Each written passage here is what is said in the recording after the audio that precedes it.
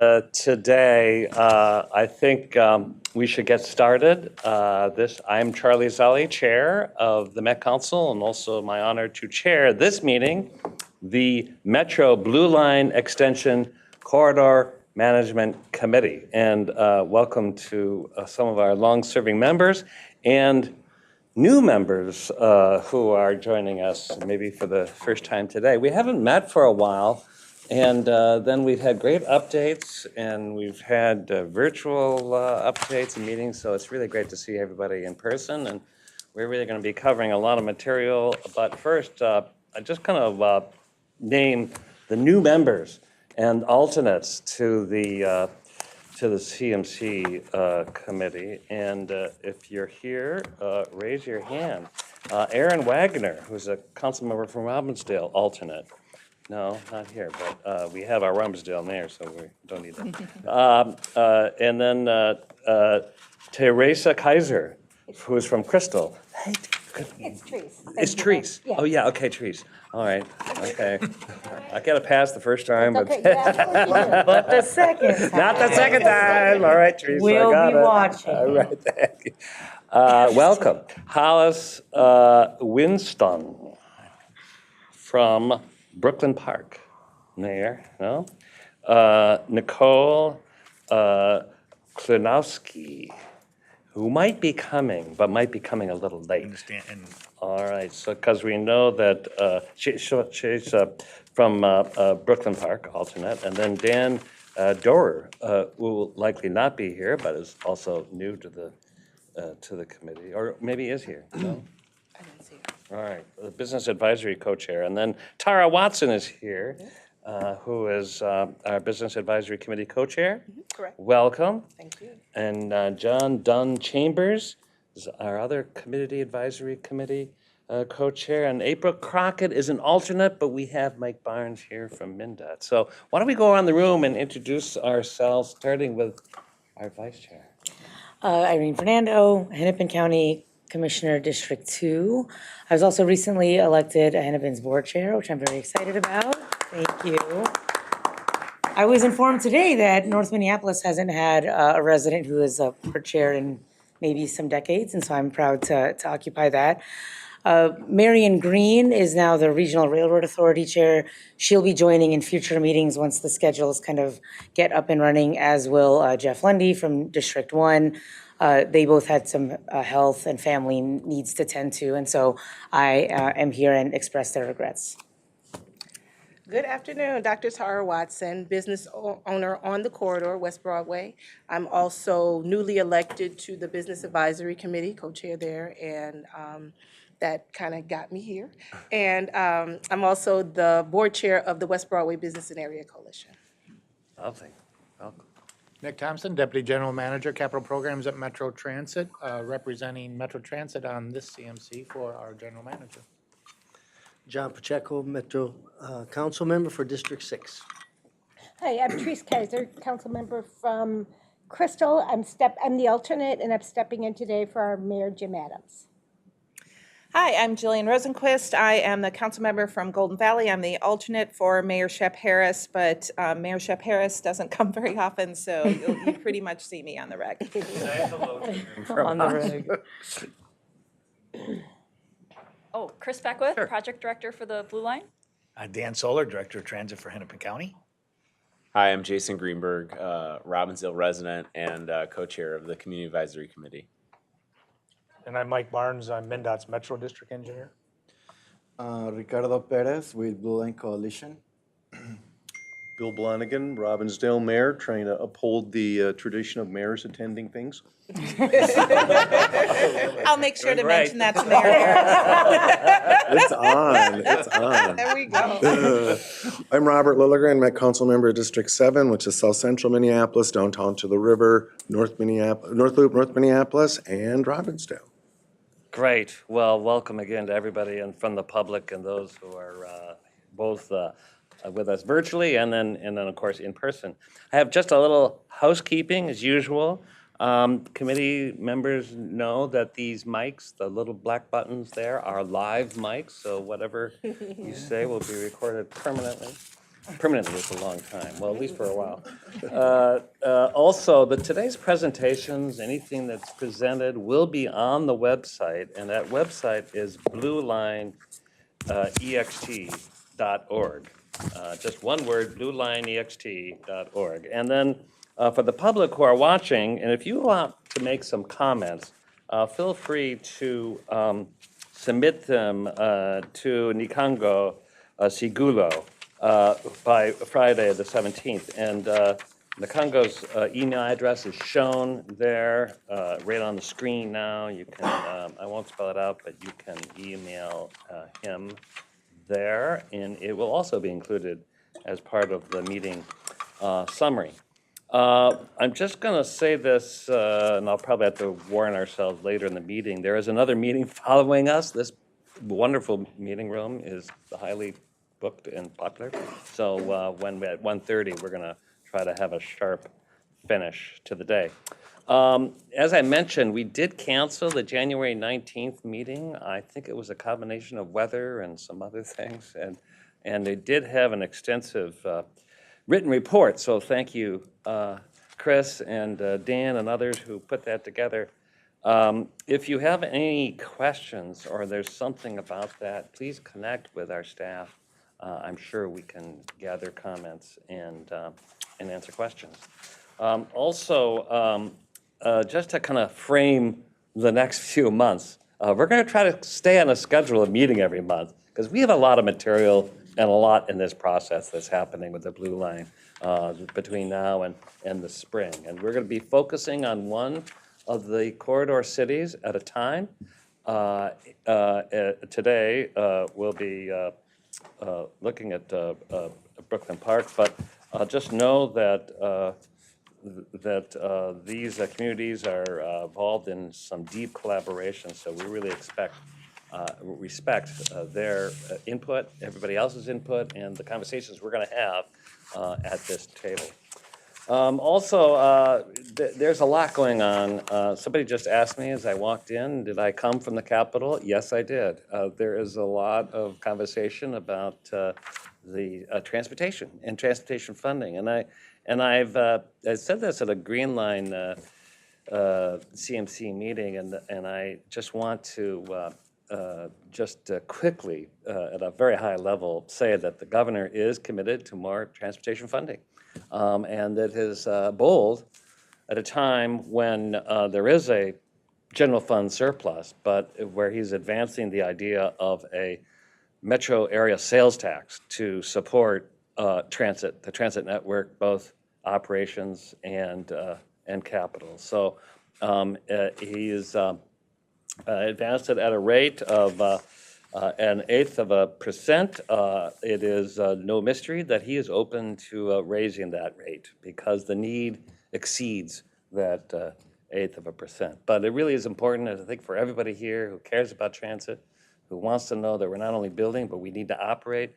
transit efficiently, and it will take a sustainable, recurring funds in order to kind of keep that in place. There's a few other items that are worth noting. One is the $20 million for one-time funds to help advance our electrification of buses.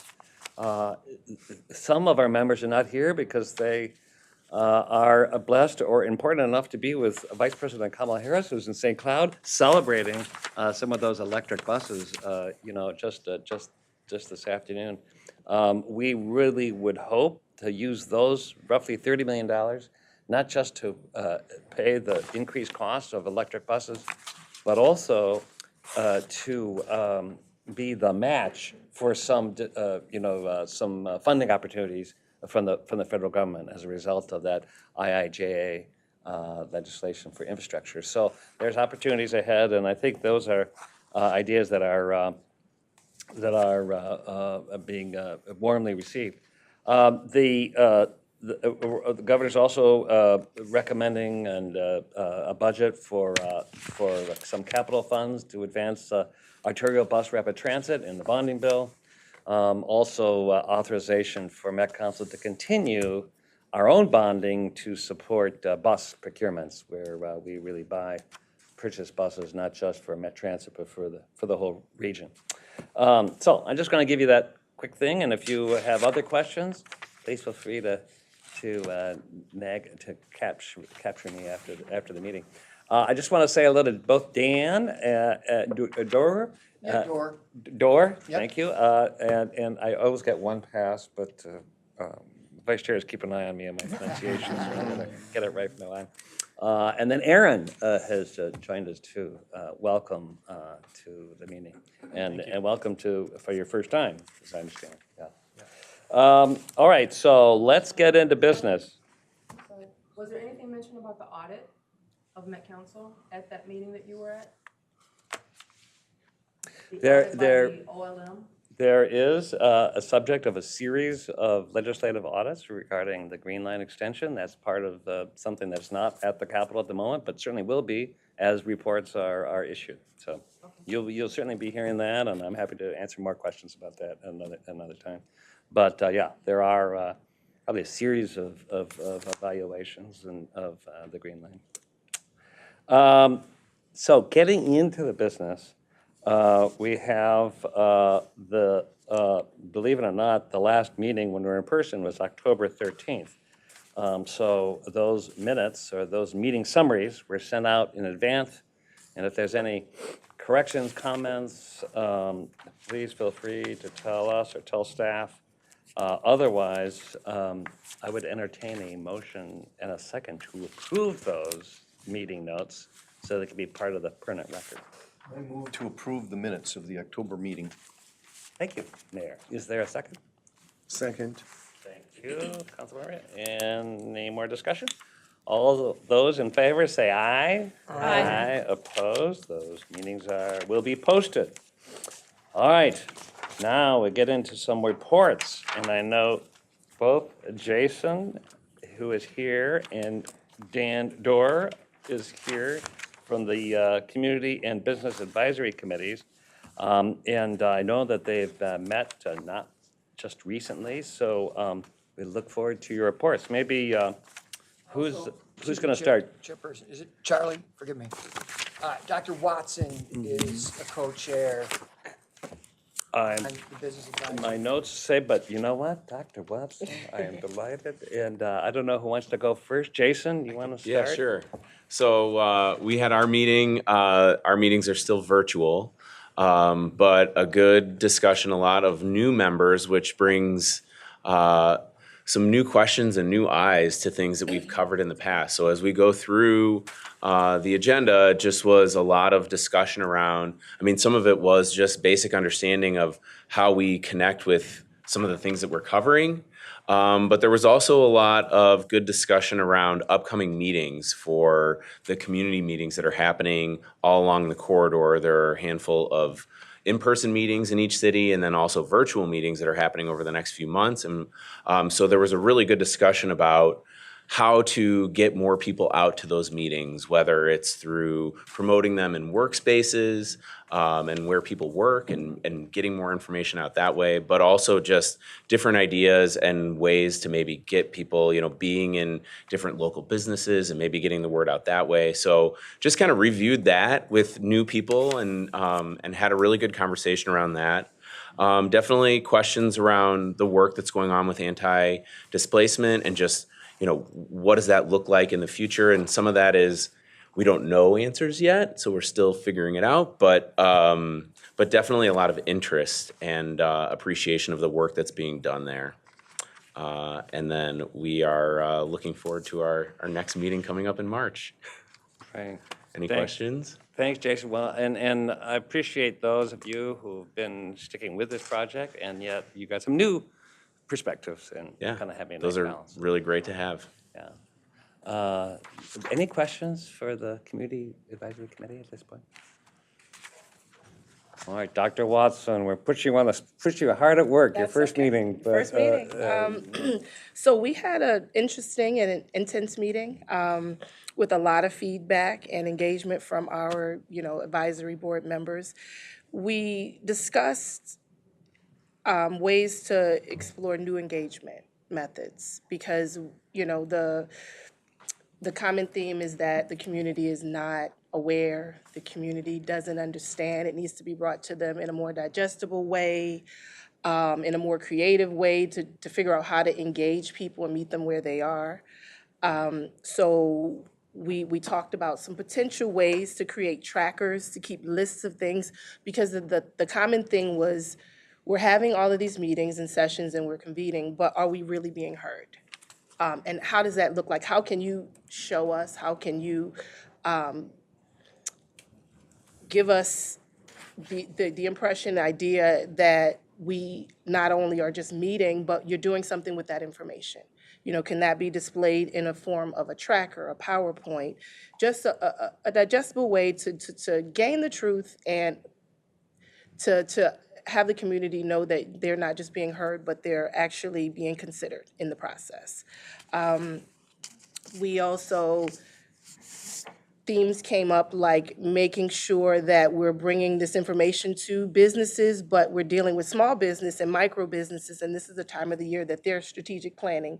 So we have to kind of help and get out in front of things and not do things where it feels like last minute to people and where it feels like the train is moving and then we're just being told what's happening.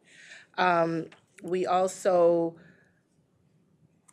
had some intense conversations about impacts of how information is being delivered and just being really deliberate and sensitive and understanding, so that way, you know, again, the information is getting out.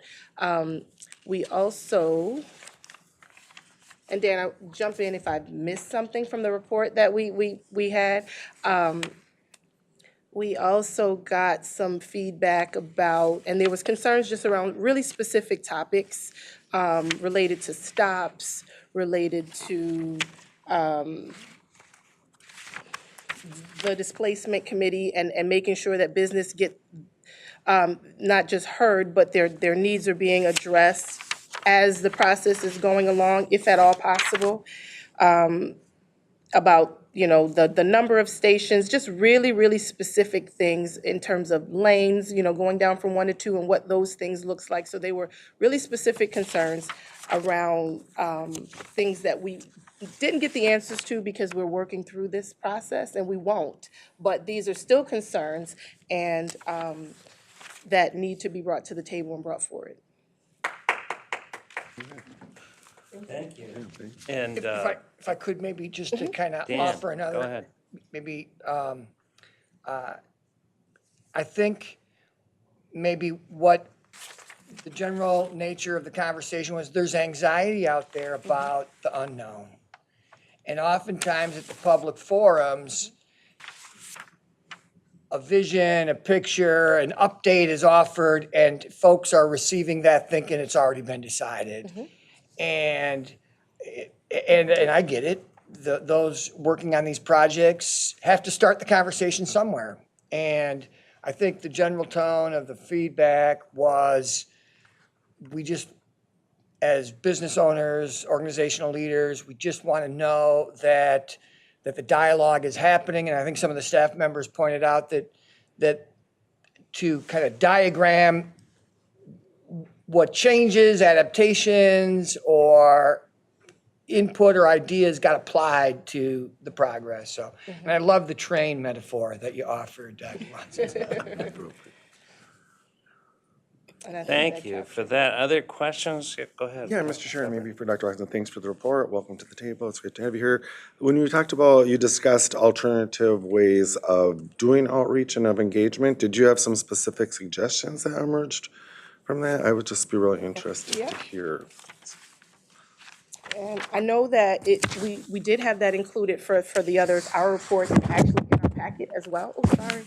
Live mic. Yep, sorry. That report is in our packet, but let me In our just take a packet peek. today? Yes, sorry. Sorry, I didn't see Just want to make sure. I thought it was. Am I wrong? Or did I pull it off? Maybe I'm wrong. Okay, sorry if I am, but yes, I will But if there is a report, it could Yes, be there is a sent out report. then. So Okay, yes, so it we can can- be sent yeah. out. We'll So- find it. Rather than talking. No need to Yes. repeat it all Okay, now. We can read okay, it, we can read okay. it. I know we had a full agenda. I'd be happy to read it. But yes, we do have a report that is Thank you. available. And I will read the report. Thank So, you. thank you. We will read the And report. any other questions, thoughts for the BAC and the CAC? All right, hey, thank you. Hey, B, when you say it's intense conversations, I mean, we really are counting on that over the next few months especially. I mean, we're getting into details. Right now, it's a lot of it is about the alignment itself, and then we'll start Yes. narrowing in. But alignment matters, and getting that honest feedback, we want to make sure that we truly have an open conversation here. And that common theme again was impacts to the buildings and the properties that are there, and that they're gonna get the help, support that they need, and funding. People don't need another loan. You know, I don't have to give everybody the history of, you know, what that corridor has been through, the West Broadway corridor. But, you know, just rebuilding or finishing a rebuild to only have it torn back down, you know, we really have to be deliberate about what we're doing, and if we're coming in and doing something, you have to stay the course. So you need to be there before to help them through, to get through planning and what that looks like, and that actually happens now. And then you have to get through as they're adjusting and when the work is being done, and then they can't be abandoned. You have to be there after. So, because that's when it really is going to count, those 3 to 5 years after this has come through, no matter where it comes through. Great, thank you. Seriously, Yeah, if I may, since we're talking about BAC and CAC, with Blue Line Coalition, we do notice that across the board, there is a lack of representation from Latino or Latinx voices, whether it's in the formal groups or in the engagement efforts. And I know that that's not up to just the engagement staff or all of you, but it is a reality that we're facing. So I would invite everyone to work with us to help us ensure that Latino voices are not underheard or underrepresented in these very important moments of decision making. So with me today are my peers from Blue Line. Carla is the executive director of an org called Pueblos de Lucha y Esperanza. We're very fortunate to have them in our coalition, but for us, again, it is concerning to see that that's kind of like happening. So I just wanted to put that forward, and yeah. Thank you for sharing that concern, and now you've brought that to the front of our minds. Thank you. I want to just welcome Nicole Klawowski. You just joining us, representing Brooklyn Park, I believe. Is that right? So it's your first meeting. We kind of went around the room, so we're just saying hello and thank you for being here. Yeah, thank you. Apologies for being late. That's no problem. Well, we're right on time. I can't believe it. Like a well-run train. And we have I haven't started Chris speaking yet. Beckwith and Wow. we have Dan Solar, who is not only the director of transit, but mobility for Hennepin County. And then, of course, our project director, Chris Beckwith. So we're going to hear a project update. Thank you, Mr. Chair and committee members. Dan and I are gonna tag team through this PowerPoint. So the Blue Line Extension, everybody knows what this project is. There's a picture of the alignment right there with some alignment options as well, shown in the southern end of our proposed alignment here. It is located in Hennepin County, obviously, traversing through the communities that you represent, as well as the adjacent communities in the northwest suburbs. We are working on a supplemental draft and final environmental impact statement. In the next slide, Dan's actually going to take us back in time and revisit how we got here. This is still the same project. It's just a reimagined 2.0, as we often call it, of the Blue Line project. So we're taking our environmental work that we had worked on previously a number of years ago, and we're adding on to that. We are doing extensive public engagement, including an anti-displacement work group, which we'll talk about. And then we are going to explain the schedule, the work plan for the Corridor Management Committee leading up to a hopeful policy recommendation in June of 2023 for a preferred route where there's more than one option in that supplemental draft EIS. So we'll explain that in a few slides. But I'm going to hand it over to Dan to take us down a walk down memory lane. So, sure. So when we talk about the environmental impact statement that we're working on now, it is a supplemental because this project, as the Blue Line extension, did go through a draft and final environmental impact statement process before, back in 2016. That this CMC looks a lot different in 2023 than it did in 2016. Staff doesn't look quite as different, but we continue to evolve that same project, which is to extend the Blue Line from Target Field Station through the northwest suburban and urban parts of Minneapolis and suburban communities in Hennepin County. And so this environmental impact statement was completed in 2016. I can go ahead and do that, Chris. So for the next piece, we spent many years advancing that project. As you know, our difficulties and inabilities to finalize and complete an agreement with the Burlington Northern Railroad to use their corridor for a good portion of this alignment required us to step back and say, where should we go? What should we do differently? It was the decision of the Hennepin County Board and Met Council that continuing to advance a extension of the Blue Line that would extend from Target Field through these communities was a good idea. Could we find a route and determine a route that didn't use Burlington Northern Railroad right away? And that led us to undergo in 2020 and 2021 our route recommendation process to actually do that. And the map you see on here started with a bigger picture, but it also started with developing goals of what we wanted to do. And Chris will talk a little bit about those goals, but essentially be as close to the route as we were before, to continue to start at Target Field Station and in North Brooklyn Park, to continue for the mode to be light rail, to continue to serve as much as possible the same communities, though as folks know, we lost Golden Valley on that piece, but we ended up picking up different parts of Minneapolis. We tried to stay to the same goals and missions of the previous project.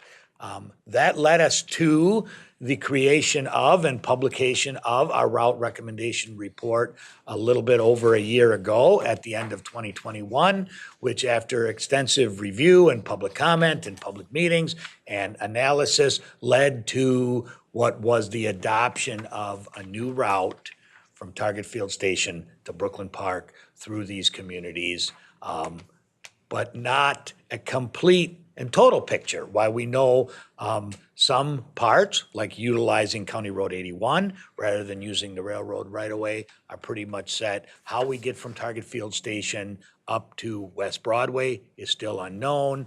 How we do use West Broadway and 21st, where we're gonna put stations in Robbinsdale, how we're gonna configure elements of the project in Crystal. Those are still elements that we're moving through with future study, and that will be in front of, for discussion, this committee throughout the various cities, starting with Brooklyn Park today. All leading us to the end of summer, middle of summer, wanting to put forth the supplemental draft environmental impact statement. And you'll hear some about where we are in that from our environmental team today as well.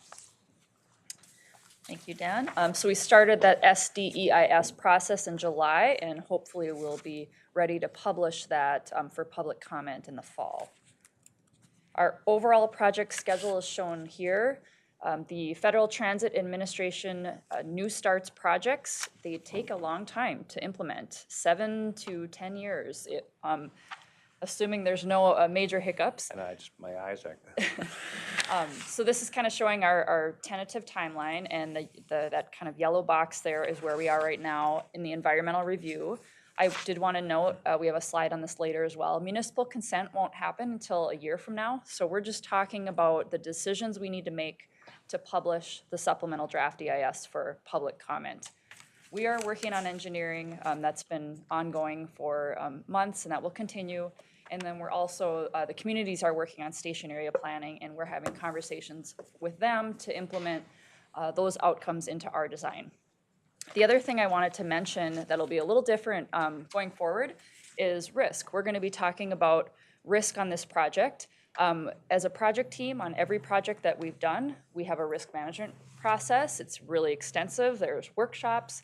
The reason we do that is so we can manage risk, and so it's right in front of us and we can mitigate risk. We're going to do it a little different on this project and some of our other Transitway projects, and we're going to talk a little bit more openly about that with our Met Council members and in some of our council meetings. So you might be hearing more about that, about those risks. Doesn't mean that this isn't how we've always done it. It's just going to be a little more transparent going forward. So we'll be sure to report to this committee on that as well. The Blue Line Extension project goals, as Dan mentioned, these were developed in the route modification process and earlier in the Blue Line 1.0, and they remain. These are our guideposts for making project decisions. We are looking to implement improved transit access for jobs and regional destinations. We want high-frequency, reliable transit service. We want to maximize transit benefits, be cost competitive, support those community goals, address climate change, and advance our local and regional equity goals. So these remain our project goals. We thought it's important to keep these at the forefront so that everybody knows what is guiding us as we make decisions. And while a light rail project is essentially a transportation project, you'll see the left side are true kind of transportation goals, but obviously how an improvement of this size, a capital program of this size, helps with community development, helps promote VMT reduction goals and other climate change goals, and helps maybe balance out some of the inequities that have happened in the past and provide opportunities and wealth building where it hasn't been before. Those are things that hopefully, if done right, will come along with an implementation of a project of this nature. As far as the Corridor Management Committee and our outreach engagement plan, this was in the packet that we sent out at the end of January. But we intend to take, as the chair mentioned, city by city each month, and that goes through our committee structure. So we've got a technical project advisory committee that's made up of city engineers and city planners and city staff, county, MnDOT, Metro Transit, our consultants. We also have the Corridor Management Committee, the Community Advisory Committee and the Business Advisory Committee and the Corridor Management Committee. So that's what we mean by hitting all of the Blue Line committees for each of these city-focused months. We will also do, at minimum, an open house in each of these communities as well. That's in addition to all of the other outreach that's already going on. We're just overlaying another series of open houses just to get through these key decisions. We are also meeting with each of the city councils, whether that's in a workshop setting or more informal one-on-ones, things like that. We're spending some time briefing those council members too. And this, again, is leading to a June 2023 Corridor Management Committee recommendation. There's maybe a dozen or so decisions to be made so that we can publish that document. It doesn't mean that we aren't doing the full analysis. That will be included in that document regardless. What we're asking this committee to do is indicate a preference on when there's two options, to indicate which one is preferred. So that is the schedule. Again, another way to look at it, and I wanted to point out how this fits into the Federal Transit Administration's process. So kind of across the middle band here is a reddish color that represents the Federal Transit Administration's review of this document. It is a federal document. It is, they do need to do an extensive review, including a legal review, before it's published. So the reason for the June recommendation of this committee is so that we can get those recommendations into the final review that the FTA will look at. So they will start their final review in July, followed by a legal review, and then get the document ready to be published in November. Another thing I wanted to point out is design. We are working towards a 30% complete design in the fall timeframe. Then that will kick off that municipal consent process with the cities, and that'll take us several months to get through that. But we're actually working on this all along the way. It's not that we're going to give you a set of plans that are going to be surprising to you. We're working every week with meeting with cities. And then the anti-displacement work group, as Kathy will get into a little bit later in the presentation, they will be working on recommendations and beginning implementation this spring and then phase 2. So that's important that their work continues in parallel with ours as well. All right, a few engagement metrics. I won't read this off. You can take a look at just kind of all the number of events we've had and the outreach and the different kinds of outreach we've had. We wanted to share a few photos on, we constantly are trying to adapt our approach so that we are going and meeting the communities, the groups on their own turf where it makes sense, where we're gonna hear from the most people. So here's an example here on the left side of a driveway chat that Kim hosted us in her driveway, and that was last July. We had a series of those, really great conversations.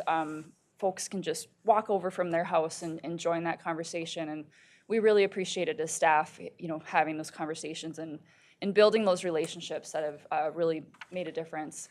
Up in the upper right here just shows an example of one of our community open houses that have been ongoing for the last many months and continue to be ongoing. And then our anti-displacement work group, they have another meeting coming up this weekend.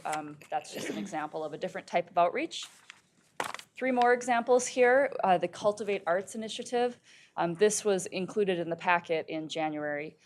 It is another way to engage through arts. So there was a number of art installations where we had some blue line outreach at the same time. This is an example of one of those art installations, Displacement Home, and just kind of the community engagement there, just some really phenomenal artists. And we always enjoyed getting those updates as staff too, just some really great work there. We're out and about in the community. The upper right picture shows one of our outreach coordinators just staffing a booth. We love being at your community fairs and all of the events that are going on. And then in the lower right is our community advisory committee. Now, business advisory committee has started meeting in person because we felt like right now is the time to get those voices around the same table and really start to build those relationships. It's a little bit more convenient for the community advisory committee to be virtual right now. So we're gonna continue to adapt in what can get the most voices to the table. And I think that's, you can go to the next one, Chris. This brings up, we appreciate and will be very, very much open as the Business and Community Advisory Committee, Blue Line Coalition, and others suggest ways to even be more creative on outreach. As we moved into this second round of the Blue Line extension, we knew that engagement was going to be critical and how we were going to try to hear from people. And one of the things that I'm hearing today certainly is, and that I think is a good challenge for us is, we say we are having, it's clear we're having meetings, it's clear we're hearing things. What are we doing with those and how are we using that information? And as Dr. Watson says, I think we need to find a way to make sure that it's reflected. It might not always result in a change, but it needs to be understood and reflected that the listening is there. Now, we can't listen alone, and we want to reach as many people as we can. So one of the things we tried on the Blue Line Extension project, in which we are in our third set of a cohort, is to not only use our own staff at either Met Council or Hennepin County to help reach voices, but to bring in on-staff paid to help us community entities to help reach the various levels. What you see on the screen here, A Mother's Love, Asian Media Access, Encouraging Leaders, Juxtaposition for Arts, LIBA, Neon, Pueblos, West Broadway Coalition are all in the current cohort. They are all currently partners of ours to help reach as wide-ranging of a group and groups and voices and folks that we can hear. So we will continue. We think it's been very successful. We started with 3 at the project. We started with 3 entities in our phase 1. We had a wide range of entities in our phase 2 and 2.5. We've kind of narrowed it down to these groups right now, but we'll always have an open competition. We'll always be open to bringing on other groups to help us get those voices, to hear that information, and to help bring stuff back to us. So this is evolving. I'm seeing the level of engagement here has really evolved.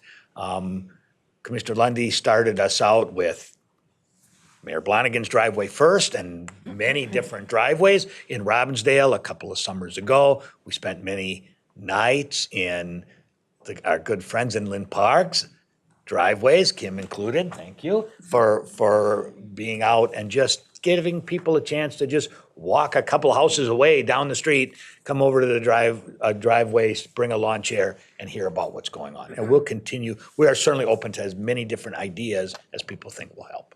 They were very well received by our neighbors. They were very appreciative of all the work that Dan did to put those together. And well attended. And that's great because I hate having an open house and having nobody there. So if we get people there, it's all the better. Even if they're all yelling at me, at least they're all together. Luckily, you're accustomed to that. Yes. I have a comment. So really appreciate, of course, Dr. Watson, what you had expressed and the commitment that this project has had. This is really kind of one, the only project in the nation that's willing to incorporate both engagement and anti-displacement at this level into the project. I'll echo the comment about the sensitivity of information being sent, and I'm already feeling a little sensitive now. Aldi is closing, Walgreens is closing. So when I hear you say stay the course, I just want to say this out loud, and I'm with the community on this. Staying the course means multiple decades and really solving for the services and assets and just ensuring that all of our neighbors get to live vibrantly. And so this project is going to be asking questions where the answers are going to be a bit tender. We literally, our Loop My Pharmacy is going away, a place where a lot of us do groceries is going away. And so I just want to extend that additional kind of tenderness and sensitivity. This project will be asking questions where this very week, residents are receiving very unexpected news, including myself. I didn't have any pre-notice other than the paper also. And so in addition to the creativity and everything you're expressing, really being mindful of what is being asked and the context that residents are finding ourselves in, especially when such a pronounced disparity, in this case, food access and pharmacy access, is being really, really taken away from. Comment, thanks. Appreciate that. Thank you. Other comments, thoughts, questions for Dan and Chris? Excellent report, thank you. Really appreciate it. Let's move to the environmental update. We have Kelsey Young, who is our project environmental manager. Welcome, Kelsey. Thank you. Mr. Chair, committee members. As we are in the process of working on the supplemental draft EIS now, wanting to take the time here in the coming months to get everyone grounded in what our supplemental draft environmental impact statement includes, what topics we consider. This is an overview of where we are stepwise in our process, that we are working on the document now with anticipated publication next fall. And that will include a public comment period.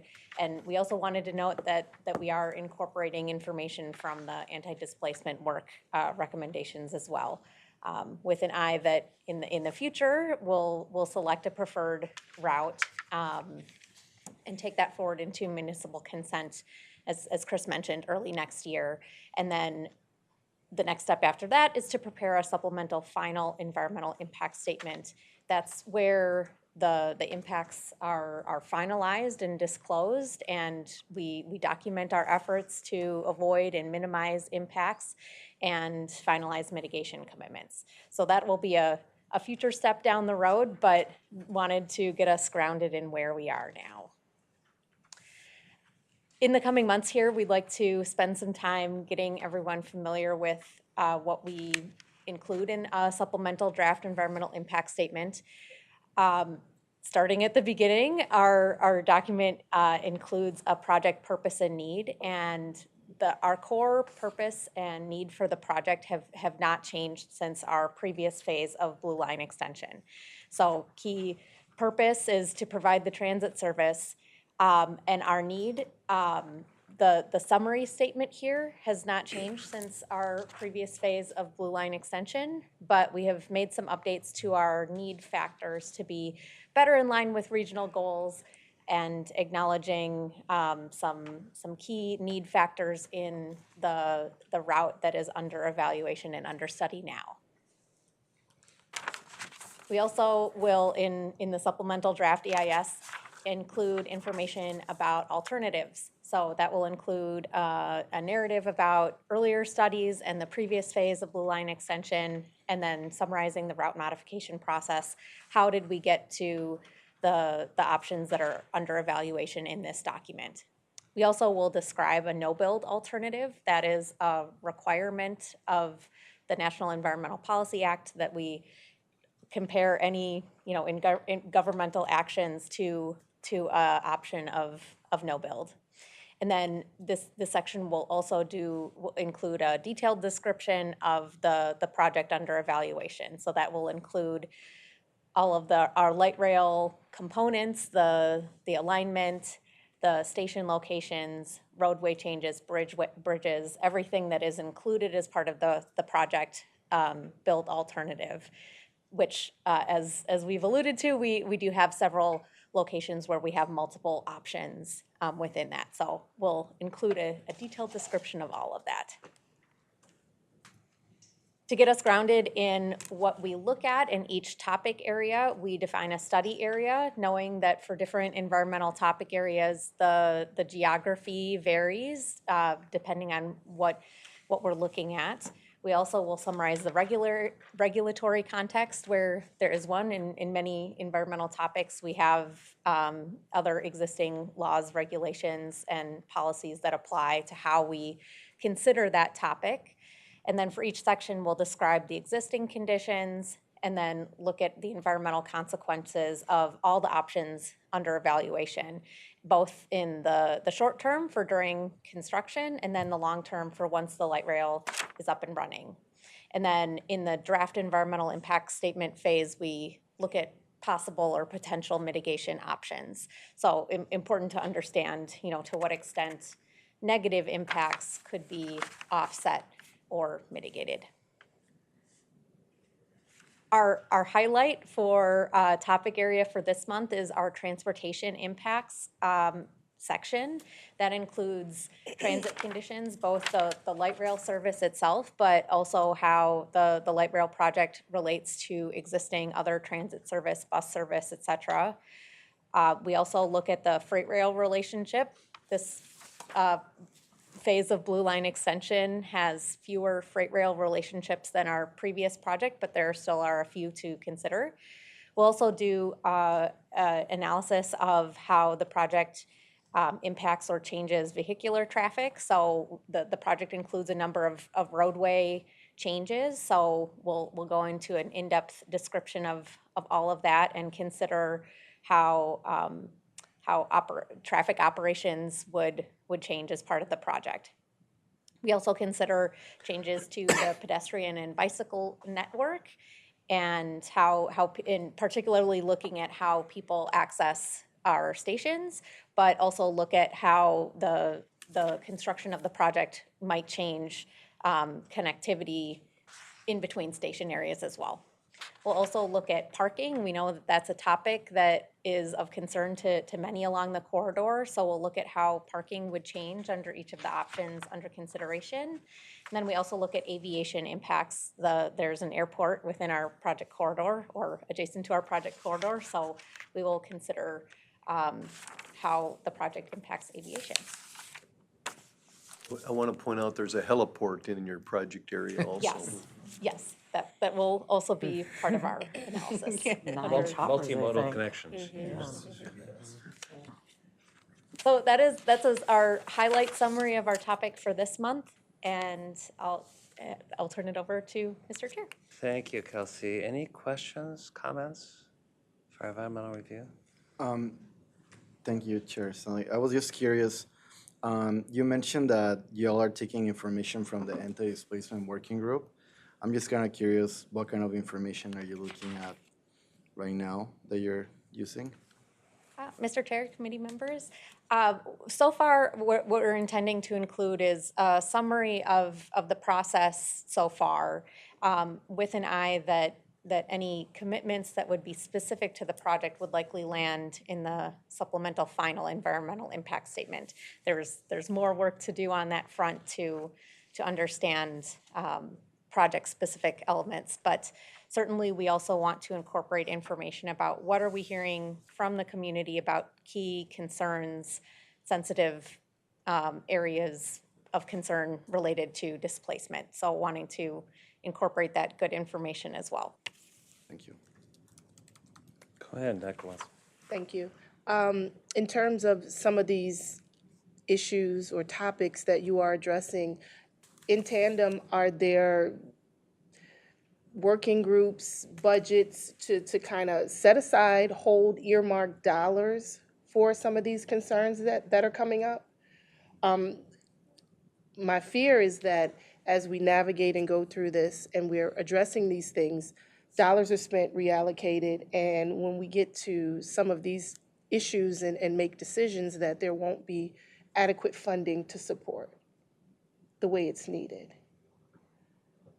Mr. Chair, committee members, that will certainly be something that we'll need to continue to work through with policymakers and you all as we move forward, so that the commitments that would ultimately land in our supplemental final environmental impact statement and amended record of decision reflect commitments that we know that we can fulfill on, knowing that the community trust level, that is essential to having this be a successful project. Could you expound about what a commitment means, and if it makes a commitment is made into the environmental document, what would that mean from how we would, what we are required to do with that commitment? Yes, thank you. We need to do ongoing tracking with the Federal Transit Administration for any of those commitments that are made in our amended record of decision. So if we're putting it on paper that's a commitment that the project is making, then it's a legally binding document that we do need to fulfill on. So that's a key decision when we're making those statements. Right. That's helpful. Any other questions?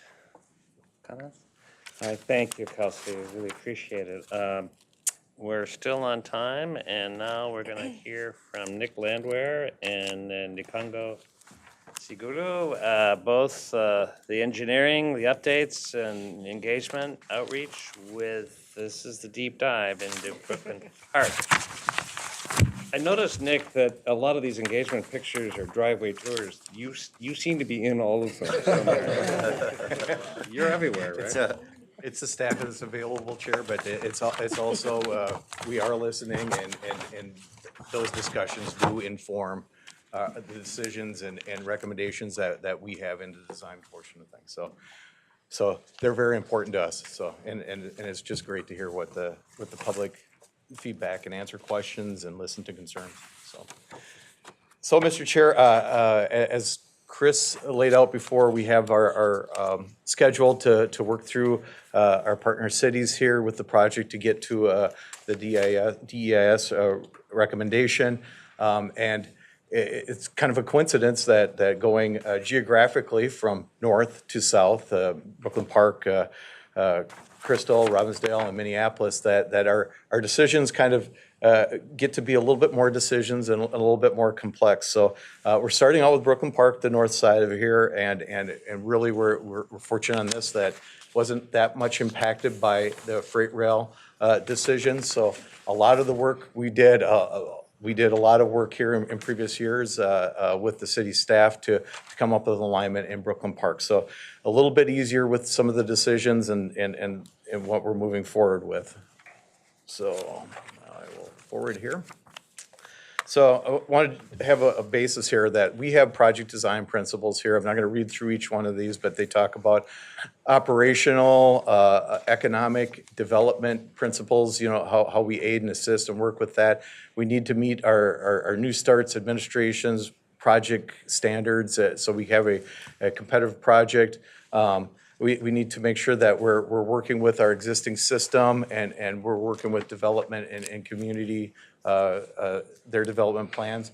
And we need to support safety. So whether it's safety, getting to and from a station, but also working with physical station safety to make sure that we're making things convenient, safe, well-lit, bright to get to.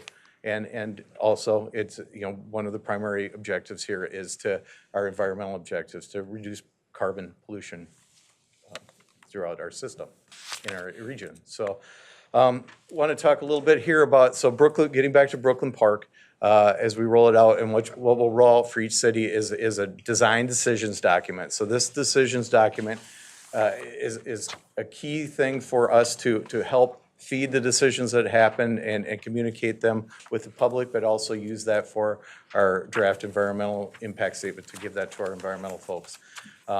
So this will help lay out the processes that we need to do, and it's a handout here that's in everybody's packet if you don't have it.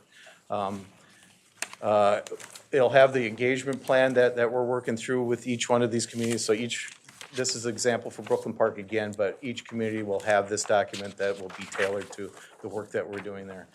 It'll list the key decisions that we need to make in that community. It'll talk about community input and the engagement process there, and talk about the environmental considerations. So that's to communicate throughout and to get to our environmental work. And we'll discuss stakeholder input and input that we get from our advisory committees also within this. And this document will get us through the DEIS phase, but we'll continue to use this as a tool as we go through design. As we get farther into design, we'll have components or issues that we'll need to look at to resolve, and this is a way for us to track it and communicate the work that we're doing so folks can understand it and have a record. So this will something that comes along with us.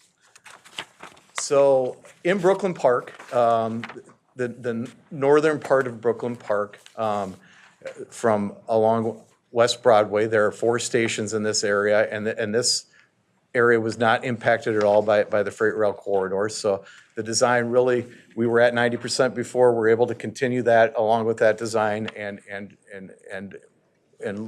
continue with what we have for the stations. So it's center running light rail at grade through this section, 2 lanes of traffic on either side on West Broadway, and then trails on either side of this area. So again, the 4 stations in this area.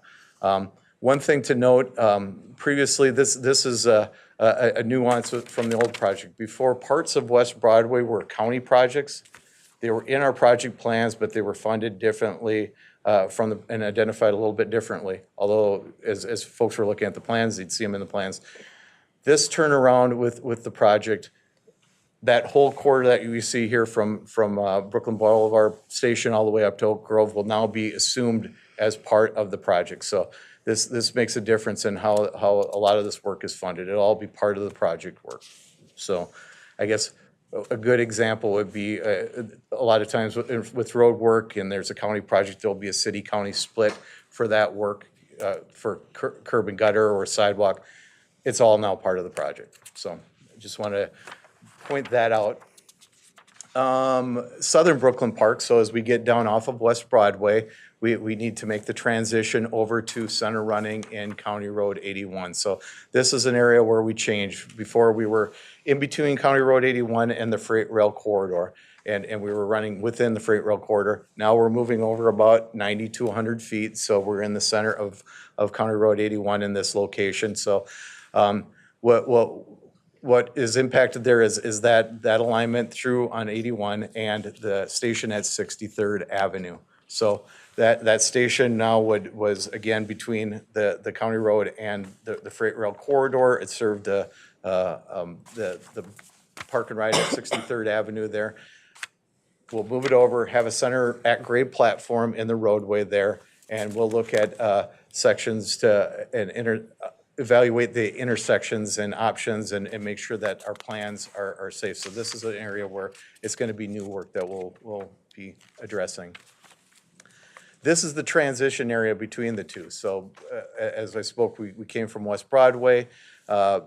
previously, we had a flyover bridge for the light rail that got over both lanes of traffic in County Road 81 to get to the freight rail corridor. Now we're able to shorten that up a little bit because we're only going to that center median.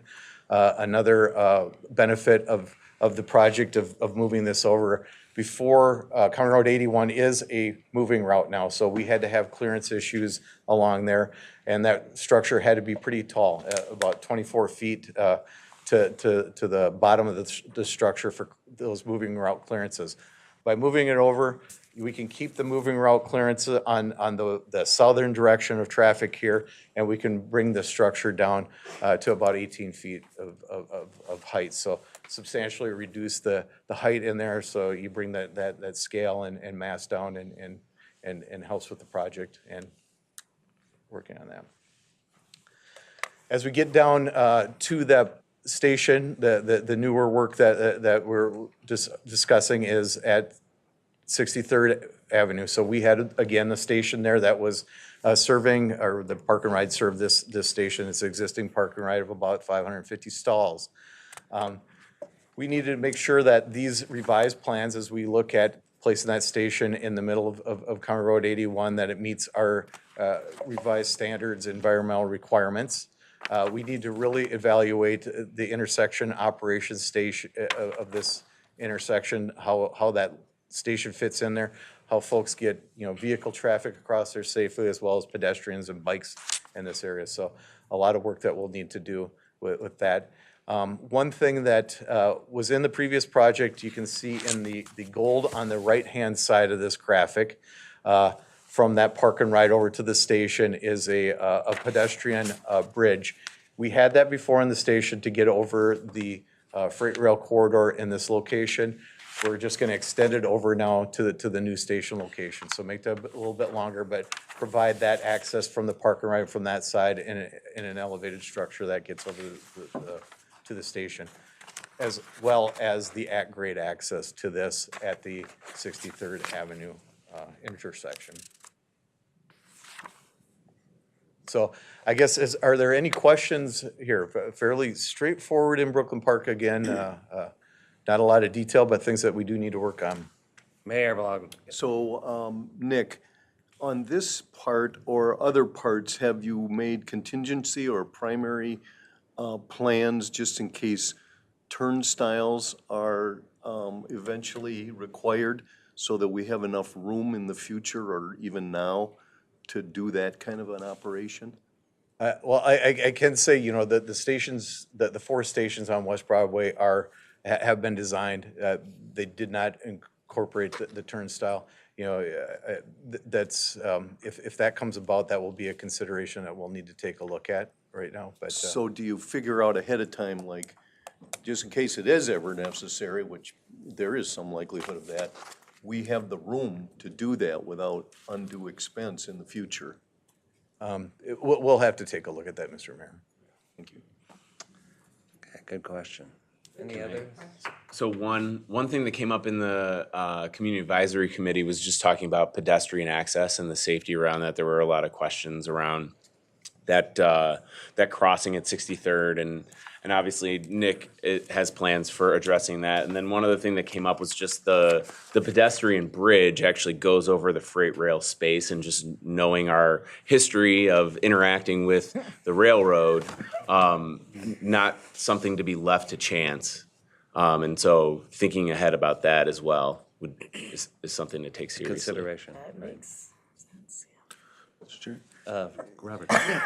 Just out of curiosity, how long is that pedestrian bridge? I know you said it was extended in its design.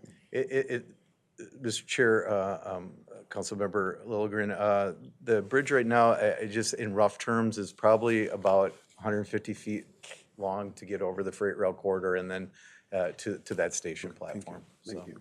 Give or take. Handicap accessible? I think, Handicap accessible? Mr. Chair, the question is it handicapped accessible? Yes. So when we have connections to the project, we do address accessibility for all mobility. So it would have a elevator and stairway both. Nicole. Thank you, Chair, members. Out of our council some of the meetings. First of all, I want to say thank you to the Blue Line staff for coming this week and giving an update, and also for Met Council. Councilmember Chambliss came and spoke, and Commissioner Lundy hid in the back and tried to be quiet. That was not successful, I'm sure, yeah. We had a couple things we wanted to share with the broader group. One thing for sure is safety and the perception of safety that the community has expressed in and off the rail itself. We have asked for some resources to perhaps tell the broader story of the impacts, the positive impacts that the light rail will have on the community, so we can share that side in response to people's concerns and also address their concerns. We've asked for any particular statistics. There's just a lot of fear of the unknown and what this is going to bring to the community. So we would really like some help sharing. The Green Line had some amazing success for development and business, and it sounds like it's at the Gold Line as well with, we just want to help share those stories. The other issue that we would like addressed in some way is the east to west bus connections. They're extremely limited. Brooklyn Park residents find themselves coming downtown to head back to areas in Brooklyn Park. And we were essentially told that that would be addressed closer to 2028 or 29 when the ridership is happening for this, but that seems like a long way to wait for people. There was some great conversation with Chris talking about the last mile, and Kim in our city with the last mile connections, but the east to west connection is really lacking. So we'd like to have that addressed at some point. Yeah, and I would thank you for that comment. I will say the east-west connections, we've heard that in various places, and so that's a theme to consider.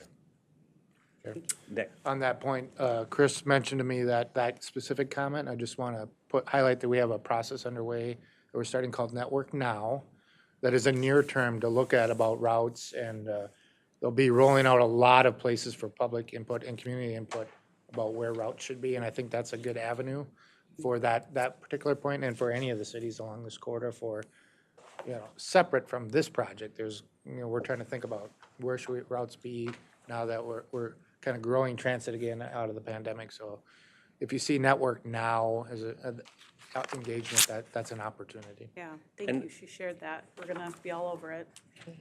And Network Now actually considers a future after the pandemic. How are people living? How are we getting along? So we have to kind of be able to consider that. All right, Nikango. My name is Nikango Sigolo. I am the manager of public involvement. Well, the project continues to engage communities along Brooklyn Park so that we continue to collaborate with our communities. Some of the comments that we've received from Brooklyn Park have already been mentioned before me. So as you can see on the slide here, obviously, Councilmember Klonowski mentioned safety is one piece that kept surfacing. As we met in January, on January 30th was the recent community meeting we had in Brooklyn Park, and again, safety. Even through previous engagement activities, pedestrian connections and station connections and how that would work have been coming back every through the meetings that we've held. I also just want to mention that, as Chris alluded to earlier, that we're open to exploring new ways to reach out to our communities. We have an army of cohort members who are helping us in the process. Our staff speak various languages. We can interact in Spanish, Swahili, French. So we are out there and we'd like to meet the community where they are. And again, we're open to new ways to engage the community.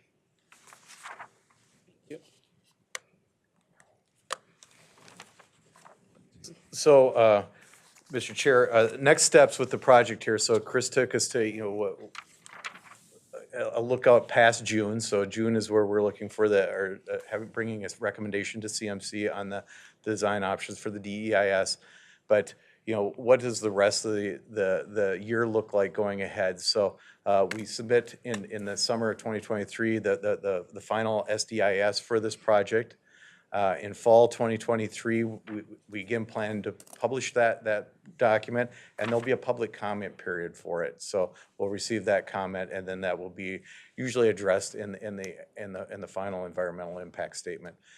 The fall 2023 that she pointed out before was as we are working now with our evaluating what our options are out there, where we know we have things to do, we're advancing design on the project. So we're planning to have a 30% design plans complete that we would share in the fall with our stakeholders, and this will help inform what's going to be in the plans. And that takes us to the spring of 2024 with municipal consent process. So we want to have those plans out there so the cities and our partners can review that, give us comments back on it, make sure that everybody understands where we're going and has their feedback for that municipal consent process, basically a little over a year from now.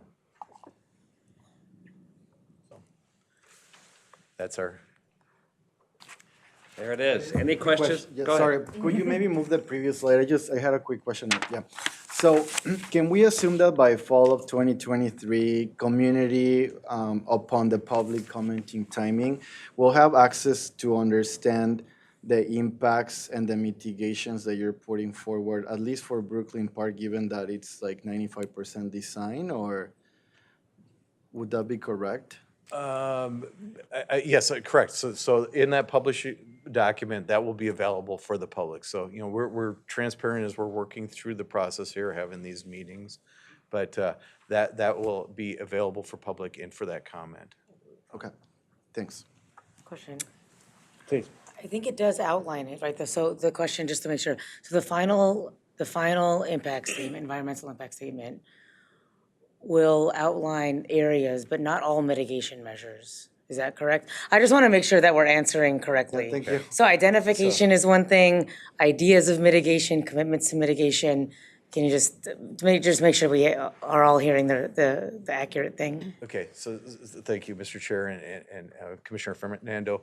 To clarify, as we put together the draft environmental impact statement, and Kelsey, if you can throw a shoe at me if I don't get this right, but this will start identifying what those impacts are, and then identify what potential mitigations are for it. It's I believe Commissioner Fernando, what you're getting at is the final environmental impact statement will then have what those mitigations are for the impacts that are with the project.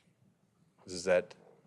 I'm not sure either. I was just trying to make sure we got the same answer. I hope it And I think answers. maybe another thing to consider is the document is kind of written for the FTA as the primary audience. So I mean, me as a resident versus me as a commissioner feeling like I understand what the mitigation measure might be different. So, I think maybe the answer is largely yes to your question, Ricardo, but there's still some understanding, at least from my perspective. It's an evolving nature. Yeah, I want to know too, so I appreciate you asking. Yeah, Robert. Yeah, I agree. Appreciate the question, appreciate the clarifying question. And one thing that just keeps kind of going through my mind as I look at this and I look at this timeline, and I liked your words, Commissioner Fernando, that the audience here is FTA, right? And of course, our audience is our communities, right? And one of the things that I think, and I appreciate the alignment and solutions decision and the tiering of those, I appreciate here, but for me, I feel like what the public is interested in is who's making what decision when,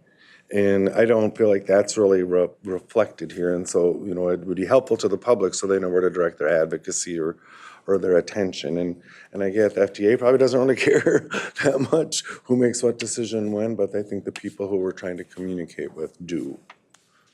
Thank you, and that's something we'll need to make. We'll continue to try to make that clear as we're out.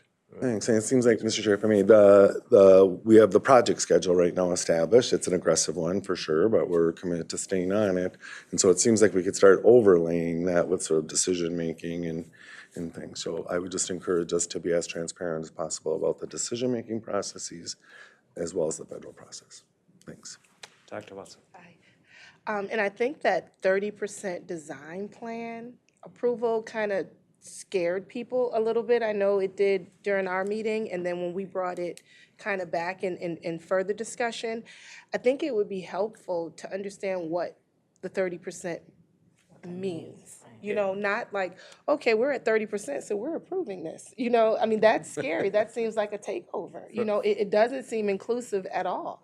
So just kind of being deliberate and detailed, but in a digestible way of what that means. And so what I'm hearing you say, 30% is designed for an engineer might say, wow, it's really Right, complete. but But for for all of us, it's like, you're just starting. Thank you, Yeah, so but- translate it to English. Yeah. A digestible Well, way, and- yes. And I think to your point, because the part of the percent design, if I'm like new to the FTA process, but if I'm looking back, 30% is what initiates our eligibility for some aspects of the FTA work. And so that's where I think really being clear about, you know, which is important to which audiences. And I appreciate that the information's all here, but this is just us, I think, reflecting the feedback of, you know, the meetings that we're in. And so I'm glad that we're more aligned, but to Ricardo's question, what will the residents know and community members know by spring of next year, or fall of this year, spring of next year, so people can, you know, direct advocacy accurately and in ways that are meaningful to those audiences. So, yes, Chair, actually, we kind of have that laid out with our different process and what's included, and we'll dust that back off and bring it out. So we can share. we'll understand more what is actually included in that. Yeah, what's there and what's. Great. Any other thoughts, comments, thoughts? This is a great conversation, great feedback. Appreciate it. I do want to also say that timeline that keeps getting updated, it's extremely helpful because we can see anti-displacement, engagement. And I also wanted to say, you know, Congo, I think, is doing a great job, like very responsive, quick, you know, like, so I just wanted to say thank you for being responsive. Thank you. I appreciate it. Thank you, Ricardo. So we're going to hear from Kathy Gold. I see she's here, and get a quick update on the anti-displacement process. We're marching toward It's an exciting time. then of this phase of the project, which will result in a report. So Kathy. So what I put together for us to kind of go through here is a short timeline of what's going to happen with this first phase of the anti-displacement work. As was mentioned earlier by Chris, we are entering into our fourth workshop, all-day workshop, this Saturday. And we're really getting down to looking at the policies and prioritizing the policies, making sure we're addressing the concerns that were placed out there, and really looking at some real-time examples of these policies and what they mitigate so people can wrap themselves around that. We're going to look at getting together in smaller groups that are city-related to make sure that the policies are really addressing the concerns within each one of the cities, because they may look different. And then coming back together as a group to say, you know, from a corridor perspective, regional perspective, are we hitting the mark here? Is everybody kind of in alignment and in agreement of these policies and what they're set out to do? So I'm really looking forward to the conversation. We're hoping to make this workshop fun so that people really are engaged. And I have to say the workshops, and I think I've expressed this here before, have been very engaged folks at the table, willing to work through things, talk about things very honestly. And it's just been a really great experience. So a lot of thanks to the committee members themselves for volunteering their time, because it is a great amount of time that was spent, you know, even in conversations outside of those workshops. So a big thank you for that. We will be meeting again on February 25th to finalize those policy recommendations. And so really, that's kind of where the rubber meets the road, right? And then it's time for us to start implementing and planning for how we're going to get these things into action.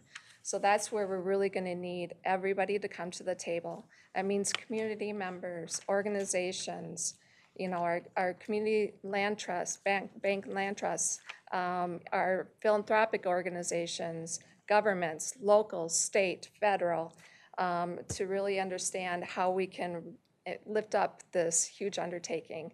And it is a commitment. It's a huge commitment, and thank you to our leadership too for committing to this. This is an important aspect that really isn't addressed in a lot of the infrastructure investments. And I'm just putting that out there that this is hard work. It's hard work, and we're going to get there. I feel like there's a lot of support and interest to get this done. So as we go into mid-March, Kira will be putting out a formal report on this phase 1 work, and that'll be out there for public consumption.